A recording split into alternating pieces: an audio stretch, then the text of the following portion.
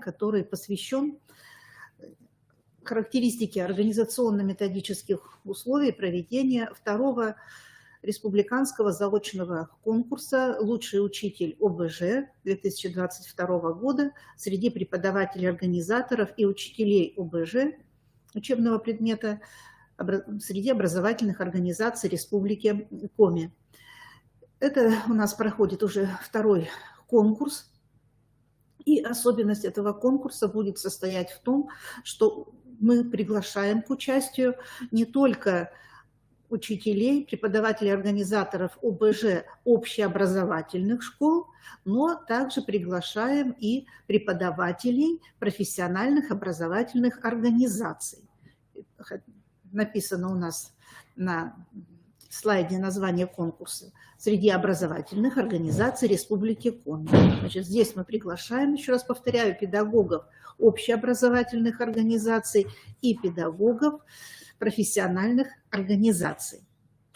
Проведение данного конкурса является для нас очень знаковым событием, потому что данный конкурс, он многофункционален, но самое главное, он направлен на выявление и поддержку тех педагогов, которые направлены на поддержку педагогов для повышения их социального статуса и престижа педагогической профессии и распространения инновационного педагогического опыта. То есть этот конкурс для тех педагогов, которые не безразлично, как преподается предмет ОБЖ, как идет формирование у учащихся такого очень важного личностного образования, как культура безопасного поведения в самых различных ситуациях.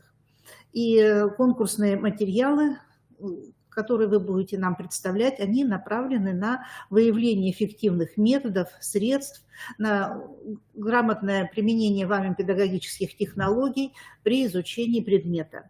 Это развитие вашей творческой инициативы, а значит и повышение профессионального мастерства. И самые лучшие материалы данного конкурса, они будут размещены на портале «Единое образование Республики Коми».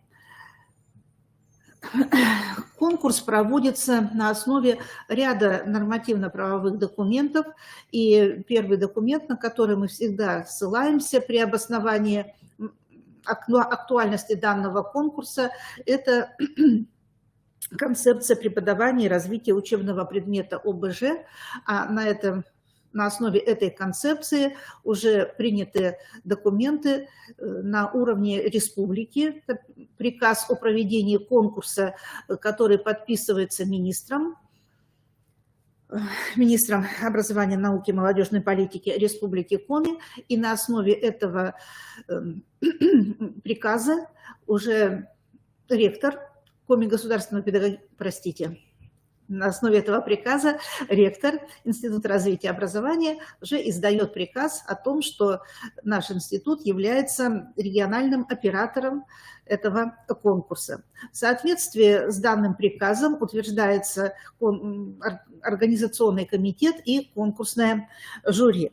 Председателем организационного комитета является заместитель министра Олег Александрович Холопов и члены профсоюзной организации Республики Коми, а членами предметного жюри, конкурсного предметного жюри являются как педагоги, так и специалисты учреждений, которые обеспечивают за безопасность всей нашей республики. И с этими людьми мы с вами ознакомимся позже. Итак, в прошлом году приняло участие в конкурсе 15 педагогов.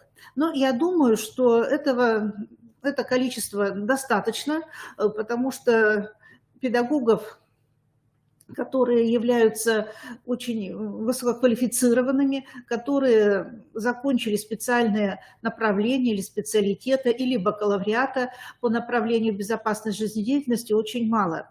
Но нужно сказать, что вот не все муниципальные образования приняли участие в нашем конкурсе. Это всего 9 муниципальных образований. Конечно, хотелось бы, чтобы таких муниципальных образований было больше, хотя бы по одному педагогу из каждого муниципалитета.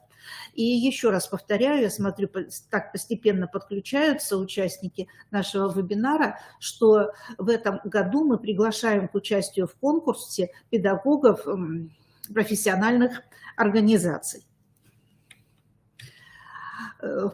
Членами нашего конкурсного жюри являются педагоги, которые стали победителями конкурса прошлого года. Значит, победителем стала в острой борьбе Шлегель Вера Валерьевна, учитель ОБЖ средней Обьячевской школы. Так. На втором месте у нас Коновалов Руслан Владимирович, который очень, так сказать, остро соревновался с Верой Валерьевной. Так. Далее это Смирягин Виталий Викторович и призер Ходько Артем Владимирович. Вот как раз Ходько Артем Владимирович он у нас будет теперь председателем, руководителем Республиканского методического объединения учителей ОБЖ. Все участники получили свои награды соответствующие, заслуженные. Это диплом победителя, это дипломы призера первой и второй степени, это сертификаты. Но вот я что хочу сказать, что если дипломы получили все, то сертификат участника конкурса, к сожалению, не все получили. У меня всего только 2, наверное, сертификата взяли, а остальные, где-то около 10 сертификатов, они лежат и ждут своего хозяина. Сертификаты, подписанные министром образования, мы не рассылаем по электронной почте. Поэтому, пожалуйста, вы попросите своих коллег, кто будет вот с оказией в Сыктывкаре, чтобы зашли в КРИРО, в 203 кабинет к Новиковой Ирине Дмитриевне, и я выдам эту вот заслуженную такую награду. Наверное, кому-то этот сертификат очень пригодится при формировании своего портфолио. Ну, а также можно ссылаться на участие в этом республиканском конкурсе на приказ, который был размещен в официальном разделе. В официальном разделе «Профессиональные конкурсы». Ну, вот это такая вот небольшая прелюдия о том, что у нас было, теперь что же у нас будет. Так. Для того, чтобы стать участником конкурса, нужно заполнить ряд документов, образцы которых представлены в положении о конкурсе. Ну, я здесь не стала менять слайд, написано в организационный комитет республиканского конкурса, лучший преподаватель, организатор, учитель ОБЖ-21, не стала переделывать слайд. Ну, а уже в самом документе, который представлен в положении, там исправлено на 22 год. Если вдруг что-то где-то я пропустила, вы, пожалуйста, исправьте вместо меня. Так, куда отправлять данные, вам я скажу несколько позже. Обращаю ваше внимание на заявку о включении в состав участников республиканского конкурса. Здесь вы подписываетесь о том, что вы согласны, даете свое согласие на обработку персональных данных. Персональные данные минимальны. Вы предоставляете нам только свою личную электронную почту и личный телефон для оперативной связи. Вот здесь вот я обращаю ваше внимание, что когда вы будете заполнять форму заявки электронную, то обязательно указывайте свою личную электронную почту или электронную почту своего близкого родственника, но не школы, потому что вы представляете, что в школу идет массив самой различной информации, и когда, например, я в силу каких-то причин буду просить вас уточнить какие-то свои данные, свою какую-то информацию, то согласитесь, что это моя просьба, она потеряется в том ворохе писем, которые приходят на адрес вашей образовательной организации. Поэтому по возможности укажите свою личную почту и свой телефон для связи, потому что тоже, когда начинаешь звонить в школу, так, то выясняется, что это телефон секретаря или телефон учительской, и вот говорят о том, что такого-то товарища нет, он подойдет позже, а время уходит, и вот эта информация, которую я хотела, может быть, до вас донести, она потеряет свою актуальность, или придется дорабатывать что-то ночью уже. Поэтому максимально предоставляем личную информацию.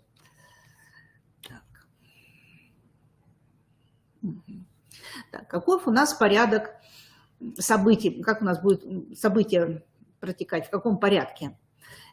Так, регистрация и прием конкурсных материалов начнется у нас с 1 февраля по 4 марта. Как видите, период очень большой для того, чтобы подготовить и грамотно оформить свои конкурсные материалы. Ссылка представлена на слайде. Когда вы зайдете в эту ссылку конкурс Криро.ру, то перед вами там будет целый ряд позиций, которые нужно будет заполнить. Да, и еще раз обращаю ваше внимание, что свои данные о фамилии вы пишете, конечно, полностью, а вот имя, отчество порой сокращаете до инициалов. Пожалуйста, пишите полностью свое имя и отчество. Итак, до 4 марта, затем у нас идет небольшой перерыв, праздничные дни. И вот с 9 марта по 31 марта будет проводиться экспертиза конкурсных материалов. С этого периода, с 9 марта, уже прекращается прием ваших конкурсных материалов. Все, регистрация будет закончена, нельзя будет разместить ссылку, облачную ссылку. И, как говорится, кто не успел, тот опоздал. И затем вот с 31 марта по 15 апреля будет происходить подведение итогов конкурса. То есть сюда будет входить определение победителей, призеров, выстраивание рейтинга участников конкурса. Так, и в это же время будет происходить написание отчета, оформление документации, это приказа, будет составляться проект приказа для Министерства образования, науки и молодежной политики Республики Коми. Так, и сколько времени будет подписывать министр, столько времени и будет ему нужно для этого. Затем мы планируем, что вот к 15 апреля все будет у нас завершено и будут подготовлены наградные документы. Вы люди взрослые, и я вас прошу, чтобы вот так вот не звонить, а когда будет приказ, приказ будет, как только он будет подписан министром. Понимаете? Наградные материалы. Вот представьте, например, было у нас 15 участников, нужно было оформить и дипломы, и сертификаты, напечатать, потом это все опять отдается в министерство на личную подпись министра и для размещения печати. То есть, посмотрите, очень много таких вот мероприятий организационных, которые происходят на республиканском уровне. Вот это организационные такие вот события у нас будут. Ну, а теперь рассмотрим структуру конкурсных испытаний. Так, у нас будет 3 конкурсных испытания. Интернет-портфолио, методическая мастерская и урок. По каждому блоку конкурсных материалов предлагаются свои критерии. Вот они написаны здесь, так? Несколько критериев, и под каждый критерий предлагаются еще и ряд показателей, то есть какими показателями раскрывается каждый критерий, что здесь еще нужно отразить. И все критерии и показатели, они будут представлены в приложении к положению о конкурсе. И вот когда вы начнете в свою подготовку к конкурсу, так, то обязательно, пожалуйста, смотрите эти критерии и показатели. Старайтесь максимально эти эти показатели выполнить. Ну вот, например, был такой вот эпизод, что участник не представил видеозапись. Ну что ж, мы материалы все рассматриваем, но нет видеозаписи, значит, что он теряет баллы, соответственно, при этом. Да, и в критериях представлены все баллы. То есть каждый критерий, каждый показатель оценивается от 0 до 3 баллов.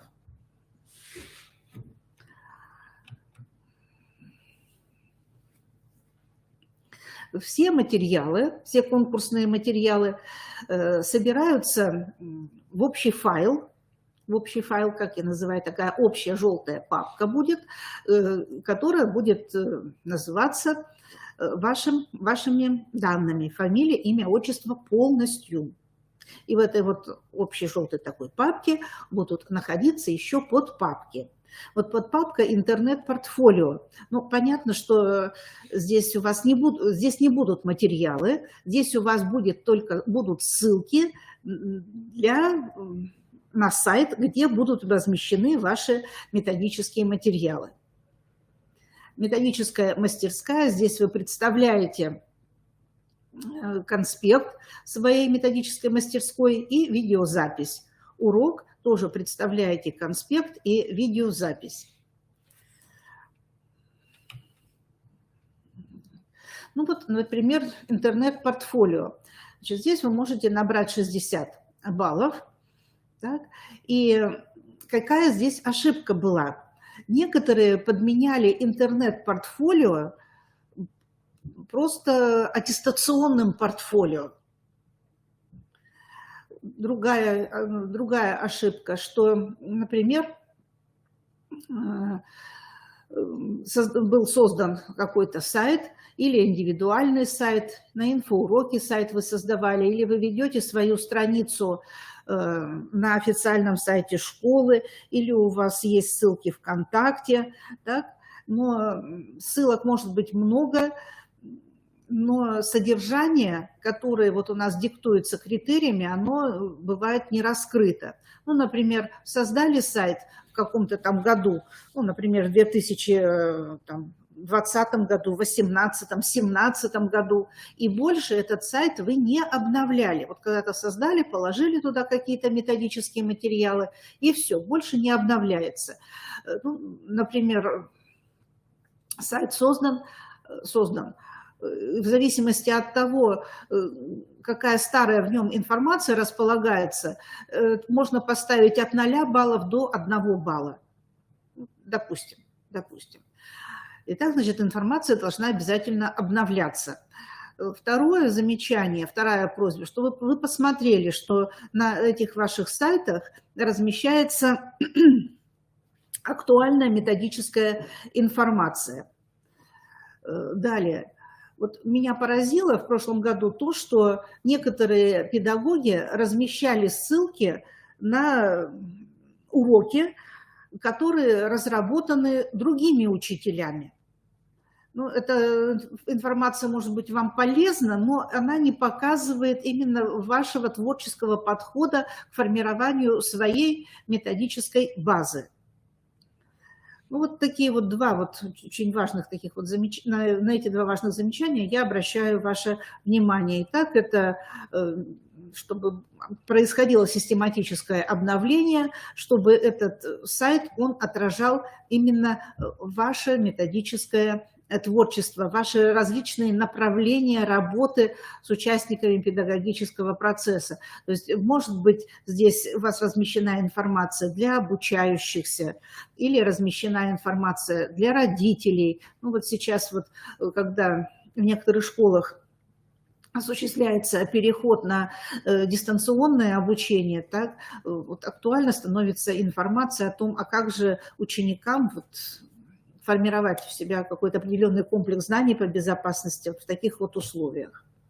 Ну, то, что среда безопасная, это у нас понятно. Но комфортность виртуальной образовательной среды здесь подразумевается то, насколько удобно переходить ну, с одной вкладки вашего сайта на другую вкладку, или там как связаны, сопряжены ваши разделы вашего сайта, ну, с общим образовательным сайтом вашей школы. Так, следующая – это методическая мастерская. Так, ну, сейчас, когда у нас очень много самых различных направлений в плане педагогического творчества, то и методическая мастерская, тематика методической мастерской, она не ограничивается чем-то. Вот что вы считаете важным на сегодняшний момент для вашей образовательной организации, для проведения урока ОБЖ? В частности, здесь вы можете как раз вот и показать свое видение этой проблемы, свое видение решения этой проблемы. И в конце и видеозаписи, когда вы проводите рефлексию, так, то вот приветствуются, например, такие вот моменты, когда вы говорите «Здравствуйте, уважаемые товарищи члены жюри», так, или «Спасибо за внимание». Ну и когда речь идет о рефлексии, то, конечно же, было бы неплохо, если бы вы проявили такой вот еще, такую критическую сторону своего характера и показали, что да, вот у меня тут все удалось, но я думаю, что вот возможно дальше совершенствовать свой вот этот вот представленный методический материал. Так, и следующее мероприятие, это самое важное у нас, конкурсное испытание «Урок».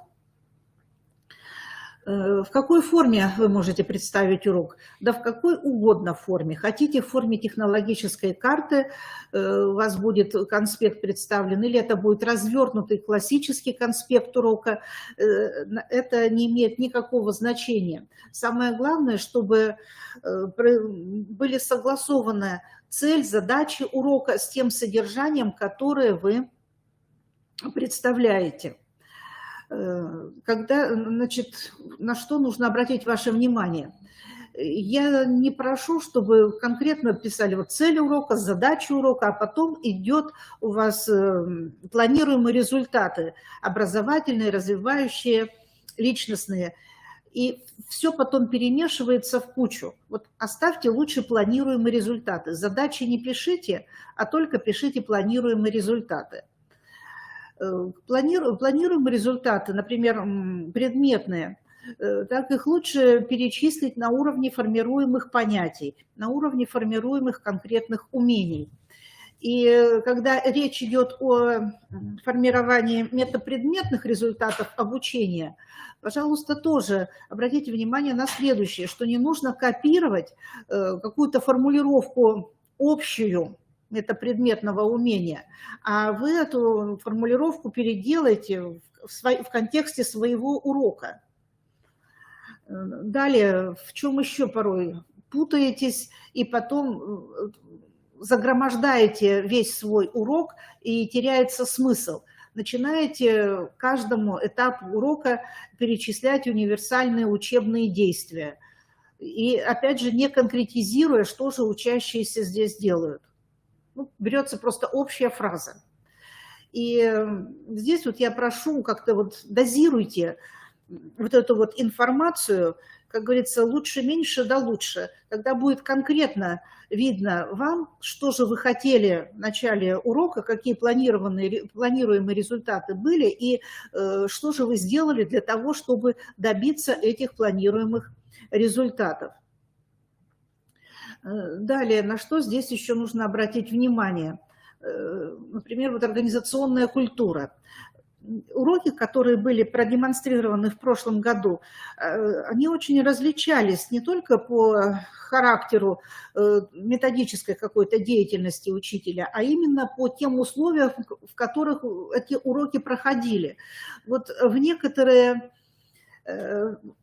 значит, некоторый урок смотришь, вот здесь хотя даже и проводится не в кабинете ОБЖ, но здесь четко видно, вот тебе учебник лежит, вот есть рабочая тетрадь, есть даже у старшеклассников дневники, все работают с этими учебными пособиями, да, и видно, что это не показушно, это все в системе происходит.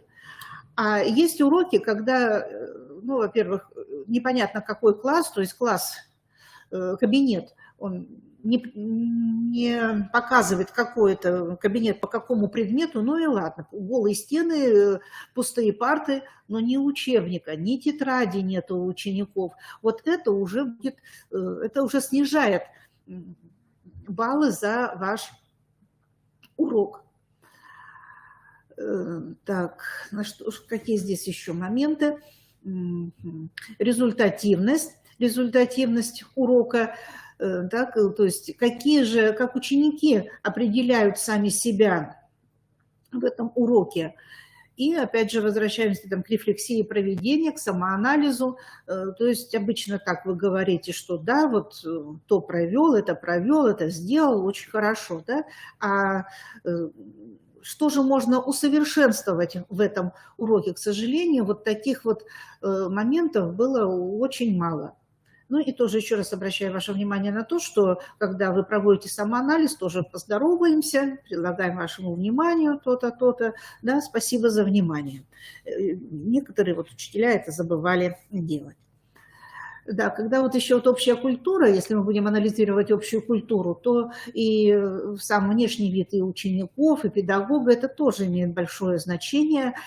Даже вот тоже можно сказать, что вот какие-то уроки проходили в кадетских классах, там и сам педагог в форме командира, и дети в кадетской форме, это тоже уже дисциплинирует. Но есть, и если мы возьмем так называемый гражданский класс, да, общеобразовательный, то тоже дети различаются.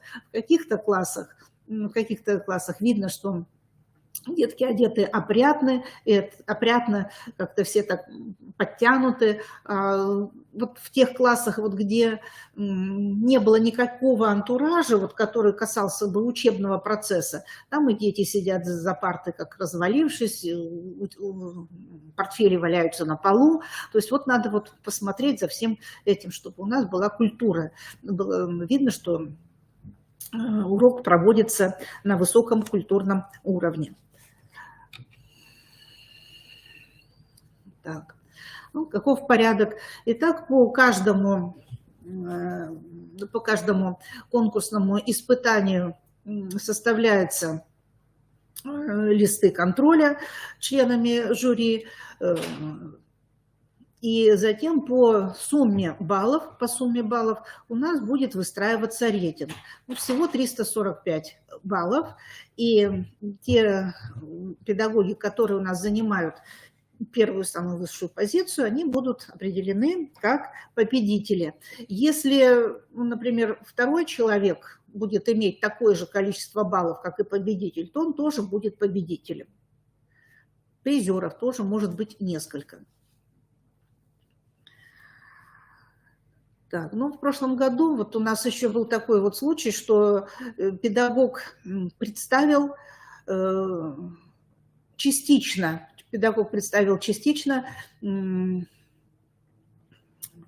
свои конкурсные материалы, и мы тогда как-то, ну, коль в первый раз все это у нас проходило, мы зарегистрировали этого педагога, и уже после того, как началась экспертиза, мы вдруг обнаружили, что у этого педагога не все, добрая половина нужных материалов отсутствует.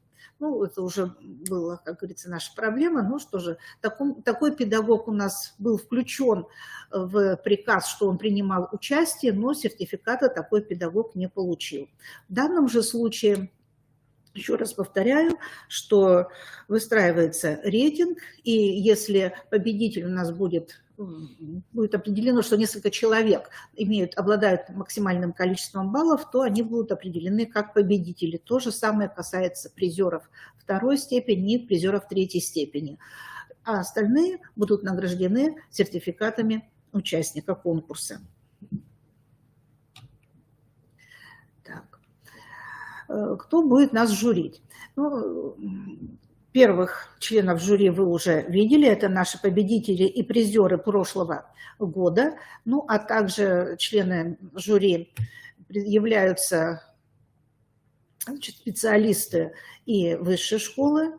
Распутина Анастасия Александровна, доцент кафедры безопасности жизнедеятельности. Так, ну и далее мы читаем, это специалисты различных структур, которые обеспечивают безопасность нашей республики. Это специалисты регионального отделения общества с ограниченной ответственностью Всероссийское добровольное пожарное общество, Колмакова Александра Сергеевна и Лопарева Анастасия Игоревна.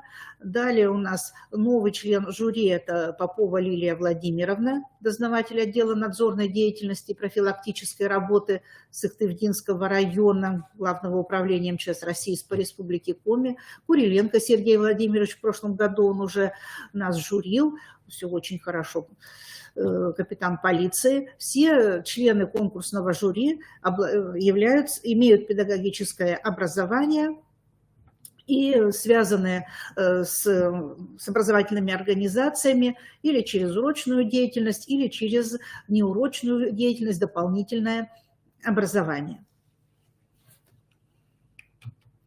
Как найти материалы конкурса? Давайте посмотрим этот алгоритм действий. Самое главное, вы заходите на официальный сайт ГОУ-ДПУ КРИРО и попадаете на главную страницу сайта. Так, и вот справа у нас имеется такая вот колонка самых разных разделов, и мы находим раздел «Профессиональные конкурсы». Так? Нажимаем на этот раздел «Профессиональные конкурсы» и попадаем на следующую страницу. На этой странице у нас располагается информация о самых разных конкурсах, которые могут проходить в одно и то же время. Ну вот в феврале пока что мы только тут одни. Вот написано «Республиканский конкурс». Так? Мы сюда заходим и читаем общую информацию об этом. Так. И затем нам нужно что? Нажать вот сюда. Республиканский заочный конкурс. Сюда мы нажимаем, так, и попадаем, попадаем в наш раздел. Республиканский заочный конкурс. Лучший учитель ОБЖ. Так, здесь идет описание, цель, задачи, так, и нам нужно теперь далее ознакомиться с документами. Вот нажимаем сюда «Документы», так, и перед нами появляются документы, очень ярко, красочно все оформлено.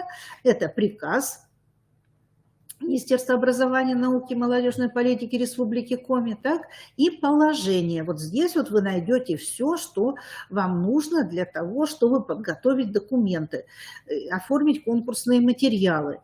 И именно в положении мы найдем приложение о критериях и показателях конкурса. Так.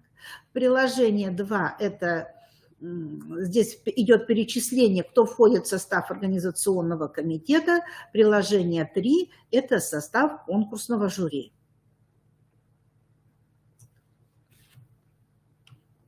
Так, ну, по-моему, тут вот все я сказала о том, что у нас будет и где почитать более внимательно о том, как представлять конкурсные материалы и куда что отправлять.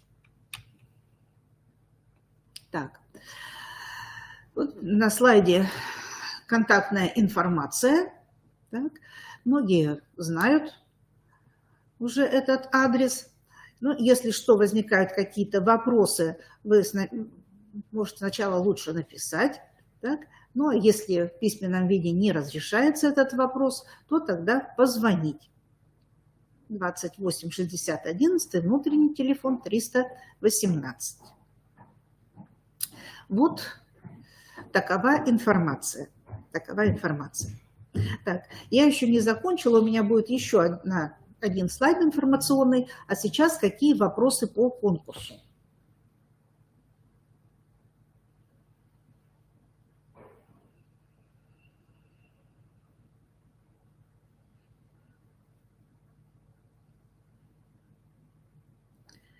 Так, по конкурсу пока еще никаких вопросов нет. Ну, давайте я следующую информацию вам выдам. Она тоже касается учителей ОБЖ. Так.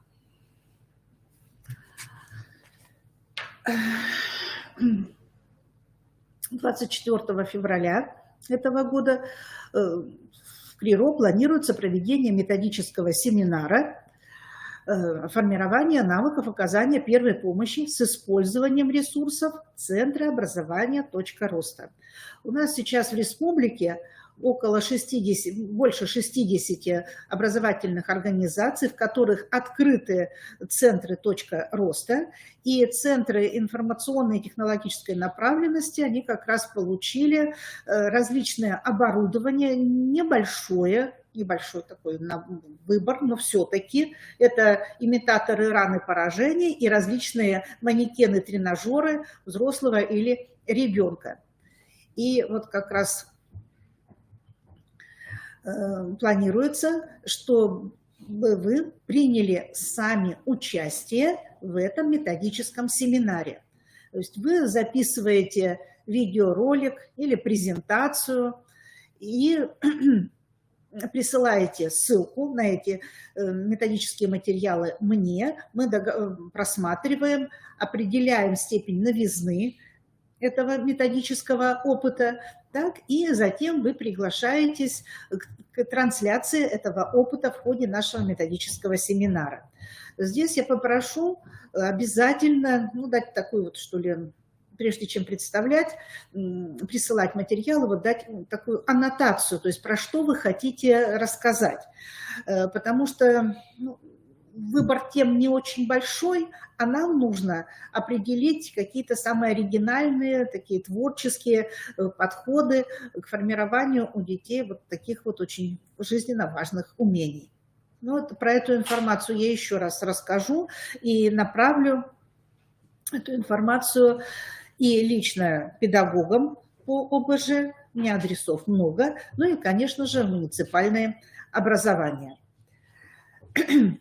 Так, ну а теперь вопросы. Какие есть у нас вопросы? Вопрос появился один. Приветствуются молодые специалисты? Конечно, приветствуются. Еще раз вот потом посмотрите на наших победителей и призеров. Это молодые люди в возрасте до 30 лет. Кому, как не вам, принимать участие в конкурсе, кому, как не вам, набирать новые баллы для своего портфолио. Поэтому я буду очень рада, и все члены жюри будут рады видеть молодых специалистов. Так. Ну, я думаю, задача педагога как раз моя состояла в том, чтобы объяснить, как можно так подробнее показать вам особенности этого конкурса, какие будут конкурсные испытания, по каким критериям и показателям оцениваться, где найти рекомендации по участию в конкурсе. Все это вы теперь знаете. И можете мне звонить и писать. Я буду ждать ваших писем. Итак, конкурс начнется у нас 1 февраля, это вторник на той неделе. И я пожелаю как можно увидеть большее количество участников, чтобы было посмотреть, что можно было посмотреть, какой опыт у нас накоплен за этот истекший год, и порекомендовать какие-либо материалы для размещения у нас на сайте. Открытый портал образования в Республике Коми. Так, ну что же, уважаемые коллеги, все, да? Больше вопросов никаких нет. Больше вопросов нет. Ну что же, тогда до свидания. Всего хорошего. Будьте здоровы.